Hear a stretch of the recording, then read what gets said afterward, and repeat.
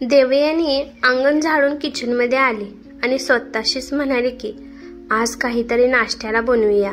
सकाळच्या वेळी तिने तिच्या नवऱ्यासाठी पोहे बनवले होते। घरातल्या दुसऱ्यांचा नाश्ता बनवायचं बाकी होतं।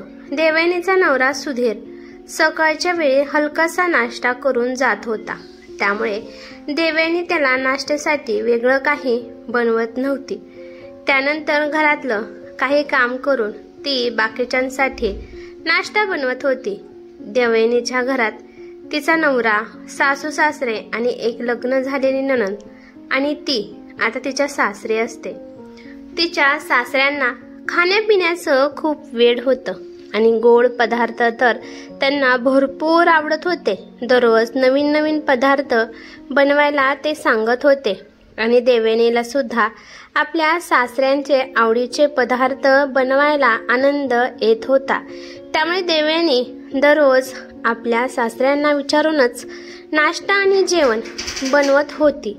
त्यामुळे तिने आज पण विचार केला की बाबाला विचारूनच आज काय नाश्ता बनवायचा, त्यांना काय खावं वाटतंय ते विचारावं। ती त्यांच्या रूममध्ये गेली, परंतु तिने पाहिलं की रूममध्ये तिचे सासू सासरे नव्हते। तिला वाटलं की तिचे सासू सासरे पाय मोकळे करण्यासाठी बाहेर गेले असावेत। काहीतरी विचार करत देवयानी किचनमध्ये आली, तेव्हा तिचा फोन वाजला। तिने बेडरूममध्ये जाऊन तिचा फोन घेतला तर तो फोन तिच्या मैत्रिणीचा होता। थोड्या वेळानंतर बोलून झाल्यानंतर ती आपल्या बेडरूमच्या बाहेर आली तर तिने पाहिलं की किचनमधून काहीतरी आवाज येत आहे, म्हणून तिने किचनमध्ये डोकून जाऊन पाहिलं तर तिची सासू गाजरे धुत होत्या आणि त्यांच्या पाठीमागे सासरे उभे होते आणि ते आपल्या बायकोला म्हणत होते की अगं, मी फक्त म्हणत होतो की मला गाजराचा हलवा खाऊ वाटत आहे, माझं मन झालं आहे आणि तू लगेच मनावर सुद्धा घेतलं आणि तू स्वतः का करू लागली आहे? अगं माझं ऐक, मी काय म्हणत आहे, तू कशामुळे गाजराचा हलवा बनवत आहे? अगं हे काम तर सुनबाईचे आहे, आपली सुनबाई बनवेल की, तिलाच बनवू दे। देवयानीची सासू म्हणाली की नाही हो, आज तर माझ्या हाताने तुम्हाला मी गाजराचा हलवा बनवून दाखवणार आहे। तुम्ही पण पाहू शकता की मला सुद्धा खूप छान गाजराचा हलवा बनवायला येतो। किशोरराव आपल्या बायकोला समजवण्याचा प्रयत्न करत होते, परंतु त्यांची बायको शीतलताई समजूनच घेत नव्हत्या। हे बघ शीतल, एवढ्या गरमीमध्ये गाजराचा हलवा बनवण्याची काहीच गरज नाही। आपली सून कशासाठी आहे? जेवण बनवण्यासाठी आहे ना? तर मग माझं ऐक, गाजराचा हलवा सुनबाईलाच करू दे। तू फक्त महाराणीसारखं ऑर्डर सोड आणि स्वादिष्ट जेवणाचा आनंद घे। सासऱ्यांचं बोलणं ऐकून देवयानीला वाटलं की या घरात माझी काहीच किंमत नाही। सासूबाईला गरमी लागत आहे म्हणून सासरे किती त्यांची काळजी घेत आहे, परंतु माझी काळजी कोण घेत नाही। मला या घरात मोलकरणीच समजत आहेत। ते फक्त त्यांची ऑर्डर सोडून माझ्याकडून काम करून घेत आहेत। त्यामुळेच या घरात यांनी गरिबाची मुलगी सून म्हणून मला आणलं आहे आणि मला आता असं त्रास देण्याचा त्यांनी विचार केला आहे। देवयानी विचार करते की आता सासऱ्यांचं कोणतंच काम मी ऐकणार नाही, मी त्यांना काहीच बनवून देणार नाही। ती तशीच गपचूप खोलीमध्ये जाते आणि थोड्या वेळाने देवयानीचे सासरे किशोरराव देवयानीला आवाज देतात। आवाज दिल्यावर देवयानी त्यांच्या समोर जाऊन उभा राहते तर किशोरराव थोडेसे हसत आपल्या सुनबाईला म्हणतात की सुनबाई, मला आज गाजराचा हलवा खूप खाऊ वाटत आहे। कालच मी 2 किलो गाजरे आणले आहेत, त्यामुळे बाळा माझ्यासाठी गाजराचा हलवा बनवते का? आणि त्यांच्या शेजारी त्यांची बायको शीतलताई महाराणी सारख्या टीव्ही बघत बसल्या होत्या। देवयानीला वाटत होतं की मी या घरातली मोलकरीण आहे आणि हे दोघं राजाराणी आहेत आणि हे मला ऑर्डर सोडत आहेत। हे सगळं पाहिल्यानंतर देवयानीच्या डोळ्यातून पाणी आलं। आणि ती हळूच आपल्या सासऱ्यांना म्हणाली की बाबा, आज मला गाजराचा हलवा बनवायला जमणार नाही, त्यामुळे मी फक्त आज शिराच बनवून देत आहे, आज माझं मन नाही. असं म्हणून देवयानी किचनमध्ये निघून गेली. देवयानी किचनमधून ऐकत होती की आपले सासू सासरे काय म्हणत आहेत. तर सासू शीतलताई म्हणाल्या की सुनबाईला आज काय झालं आहे.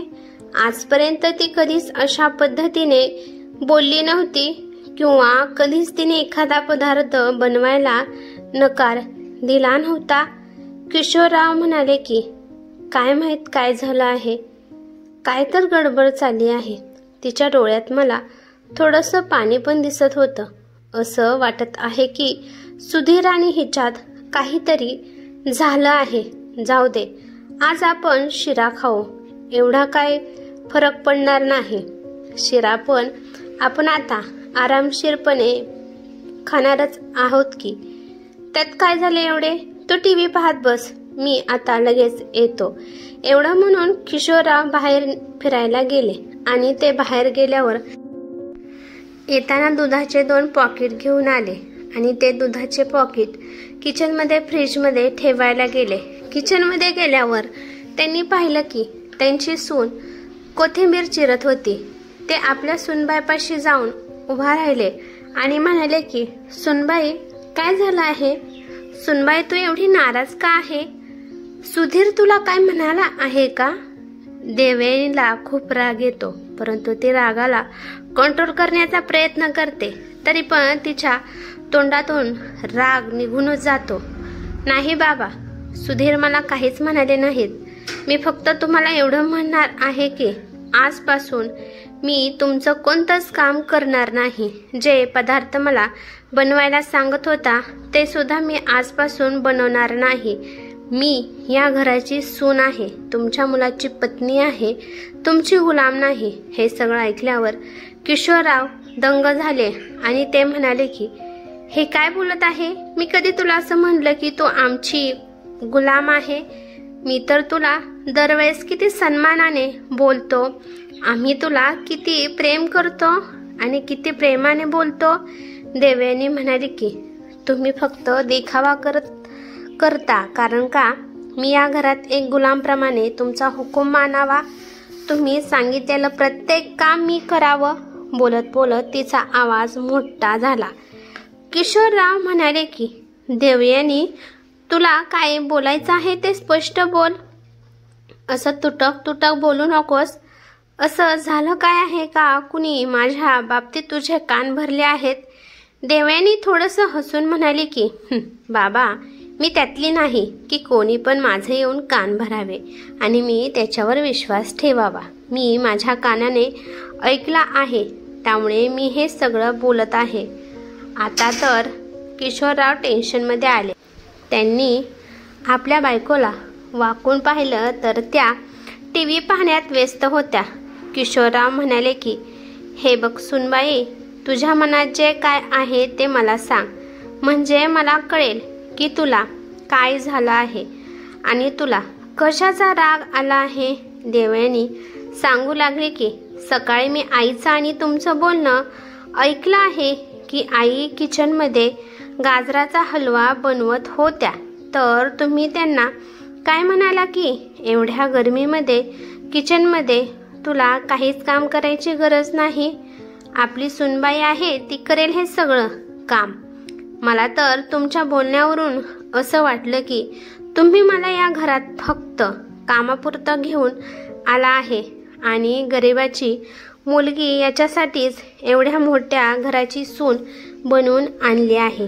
म्हणजे तुम्ही दोघे फक्त बसून आरामशीरपणे मला ऑर्डर सोडावी आणि मी तुमची मोलकरीणसारखं तुमच्या दोघांचं काम करावं. मला खरंच खूप वाईट वाटलं बाबा, तुमच्याकडून मला ही अपेक्षा नव्हती की तुम्ही माझ्या बाबतीत असा विचार करता. जेव्हापासून मी सासरी आली आहे तेव्हापासून तुम्हाला वेगवेगळे पदार्थ खाऊ घालण्यासाठी मला खूप आनंद येत होता, परंतु सकाळी तुमचे बोलणे ऐकल्यापासून मला खूप वाईट वाटत आहे. तुम्ही फक्त मला जेवण बनवण्यासाठी या घरात घेऊन आला आहे. एवढं म्हणून देवयानी रडू लागते तेव्हा किशोररावांनी आपल्या डोक्यावर हाणून घेतलं आणि म्हणू लागले की अरे देवा, म्हणजे तू सकाळी आमचं बोलणं ऐकलं होतं. हे बघ सुनबाई, मी तुला स्पष्ट शब्दात सांगतो की मी या घरात तुला फक्त आमची सुनबाई म्हणून दर्जा देत आहे. तू या घरातली कधीच मोलकरीण नव्हती आणि कधी राहणार सुद्धा नाही. तू या घरची लक्ष्मी आहे. आणि दुसरी गोष्ट म्हणजे मी माझ्या बायकोला गाजराचा हलवा बनवण्यासाठी नकार का दिला होता? कारण का तुझ्या सासूला गाजराचा हलवा व्यवस्थित बनवायला येत नाही. गेल्या आठवड्यात तू बनवलेला गाजराचा हलवा मला खूप आवडला होता आणि त्याची चव अजून पण माझ्या जिभेवर रेंगाळत आहे. मी तुझ्या गाजराच्या हलव्याची प्रशंसा पण केली होती. त्यामुळे आज जेव्हा मी म्हणालो की मला गाजराचा हलवा खाऊ वाटत आहे, तर तुझी सासू लगेच पळत किचनमध्ये आली. कारण का तुझ्यापेक्षाही उत्तम गाजराचा हलवा तिने बनवावा आणि मला खायला घालावा. तेव्हा मला समजलं की तुझी सासू तुझ्यासोबत प्रतिस्पर्धा करत आहे आणि त्या नादात गाजराच्या हलव्याची मज्जा गेली असती. कारण का तुझ्या सासूला गाजराचा हलवा बनवायला येत नाही. जेव्हा पण तुझी सासू गाजराचा हलवा बनवण्याचा प्रयत्न करते तर कधी कधी तो करपून जातो, तर कधी कधी कच्चा राहतो, तर कधी कधी व्यवस्थित त्याला गोडपणा येत नाही. दरवेळेस काही ना काही गडबड करून टाकते. त्यामुळे खूप वर्षापासून आपल्या घरात गाजराचा हलवा बनवला नाही. गाजराचा हलवा तर माझी आई होती तेव्हा ती बनवत होती, एकदम मस्त बनवत होती. जेव्हा तू पहिल्या वेळेस गाजराचा हलवा बनवला होता तेव्हा त्याचा स्वाद माझ्या आईच्या गाजराच्या हलव्यासारखा लागला होता. त्यावेळेस मला माझ्या आईचा हातच्या गाजराच्या हलव्याची आठवण आली. त्यामुळे मी तू बनवलेल्या गाजराच्या हलव्याची तारीफ केली होती. आणि तुला तर माहीतच आहे की एक बाई कधीच दुसऱ्या बाईची प्रशंसा सहन करू शकत नाही. त्यामुळे तुझ्या सासूबाईंनी विचार केला की तुझ्यापेक्षा पण चांगला गाजराचा हलवा बनवून दाखवण्याची. मी विचार केला की विनाकारण गाजराचा हलवा बनवण्याच्या नादात गाजर पण खराब व्हायचे, गॅस पण वाया जायचा आणि साखर, दूध आणि तूप हे सगळे विनाकारण वाया जायचं. त्यामुळे मी तुझ्या सासूला दुसऱ्या पद्धतीने सांगण्यासाठी सकाळी मी तसं बोललो होतो. त्यामुळे मी तिला म्हणलं होतं की सून असताना किचनमध्ये या गरमीमध्ये गाजराचा हलवा करण्याची काहीच गरज नाही. आणि तुझ्या सासूला ही आयडिया पसंत आली. त्यामुळे तुझी सासू आता गपचूप हॉलमध्ये टीव्हीमध्ये सिरियल पाहत आहे. नाहीतर आज किचनमध्ये युद्ध झालं असतं. तसं पण मी तुझ्या सासूचा नवरा आहे. त्यामुळे मी माझ्या बायकोच्या तोंडावर तिची बुराई तर नाही करू शकत. त्यामुळे मी वेगळ्या पद्धतीने तिला सांगण्याचा प्रयत्न केला, पण तुला त्या गोष्टीचं वाईट वाटलं. हे बघ सुनबाई, तुला गाजराचा हलवा बनवायचा नसेल तर नको बनवू. मी याच्यापुढे तुला काही सुद्धा बनवायला सांगणार नाही. पण विनाकारण मनात राग ठेवू नकोस. किशोरराव एकदम नाराज होऊन म्हणाले की सुनबाई, तुझ्या मनात हे कधीच आणू नको की मी तुला या घरात फक्त मोलकरीण म्हणून आणलं आहे. एवढं बोलून किशोरराव किचनमधून बाहेर गेले. आता देवयानीच्या डोळ्यातून पश्चात्तापाचे अश्रू येऊ लागले. तिने कधीच असा विचार केला नव्हता की माझे सासरे एवढे देव माणूस आहेत. तिला पण पश्चाताप होऊ लागला. तिला आपण सासऱ्यांना विनाकारण किती बोललो याचं वाईट वाटलं. थोड्या वेळानंतर किचनमधून गाजराच्या हलव्याचा वास येऊ लागला. तर किशोररावांनी किचनमध्ये जाऊन पाहिलं तर देवयानी गाजराचा हलवा बनवत होती. काय झालं सुनबाई, तू तर पोहे बनवणार होती ना, तर गाजराचा हलवा?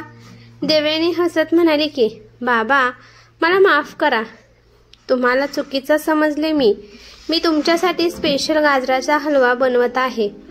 तुम्ही जाऊन बसा, 10-15 मिनिटातच मी तुमच्यासाठी गाजराचा हलवा आणते. सुनबाईचं बोलणं ऐकल्यानंतर किशोरराव पण हसले आणि त्यांनी मोकळा श्वास घेतला की सुनबाईच्या मनातील गैरसमज दूर झाले.